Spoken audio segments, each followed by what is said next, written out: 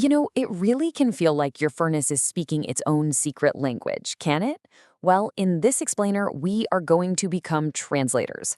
We're going to decode all those weird clicks and whirs, and especially those frustrating silences, so you can figure out what your heating system is actually trying to tell you. Okay, picture this. You felt it all day. That first real chill is in the air. You get home, you walk over to the thermostat with a little bit of satisfaction, you bump it up, and then just nothing. Crickets. Ugh, it is the absolute worst feeling, right? The one thing you need at that exact moment just decides to take a vacation. And what's the first thing that goes through your head? I bet it's something like, oh no, what broke?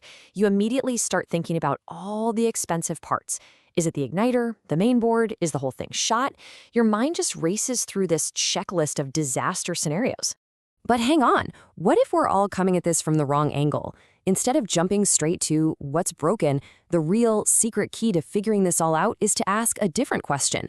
How is it failing? It's a subtle shift, but it makes all the difference. The clues are in the behavior, not just in pointing to a broken part.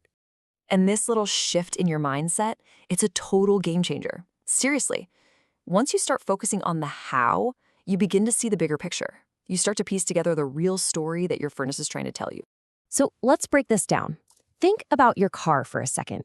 Saying the starter is broken is just naming a part, but describing the behavior, saying it makes a clicking sound when I turn the key, or it cranks and cranks but just won't start, that's the failure mode. Those are the valuable clues. And it's the exact same idea with your furnace.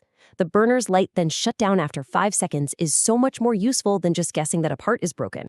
Right. So a failure mode basically tells the story of what's going wrong. Just saying you have no heat is like skipping to the last page of a mystery novel. It's the symptom, not the cause. The real story, the clues, are in the details of how the sequence of operations failed along the way.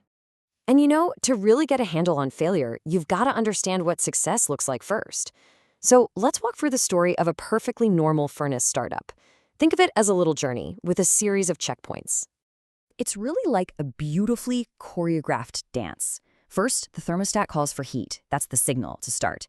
Immediately, a little fan called the inducer motor kicks on to create a draft and clear out any old gases. Then, a safety sensor, the pressure switch, confirms that draft is good to go. It gives the all clear. Next up, the igniter starts to glow red hot. Then, whoosh, the gas valve opens and we have ignition. But it's not over yet. For that final crucial checkpoint, the flame sensor has to prove there's a stable flame. Only then will the main blower kick on and send all that wonderful heat through your home. Every single step has to happen in perfect order. So that's the happy path. But what happens when a story goes off script? Let's look at a couple of really common ways this whole sequence can get derailed, and what those interruptions are telling us. Ah, this is a classic. You hear the furnace kick on, you even get that satisfying whoosh as the burners ignite.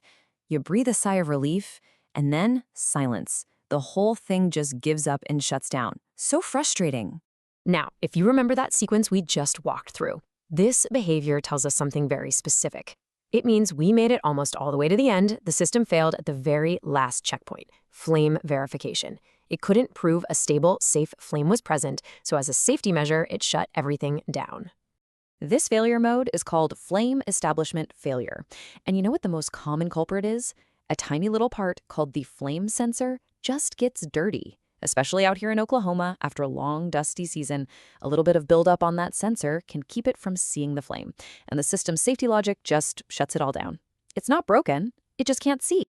Okay, here's another one you've probably experienced. The furnace runs for a few minutes, you start to feel some warmth, but then it just shuts off way too early.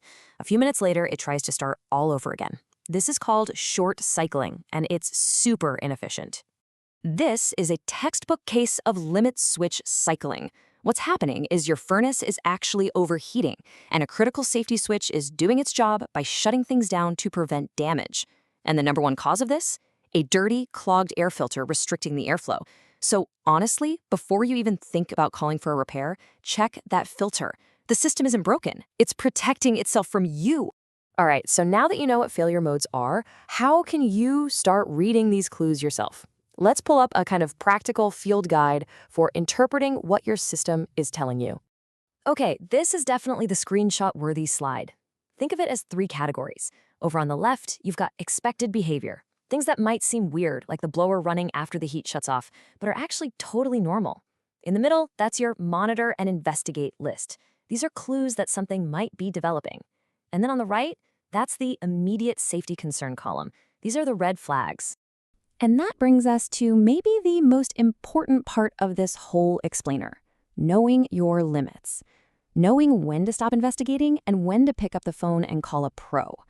Understanding these failure modes is awesome, but it is not a substitute for professional experience, especially when it comes to safety. These right here are the non-negotiables.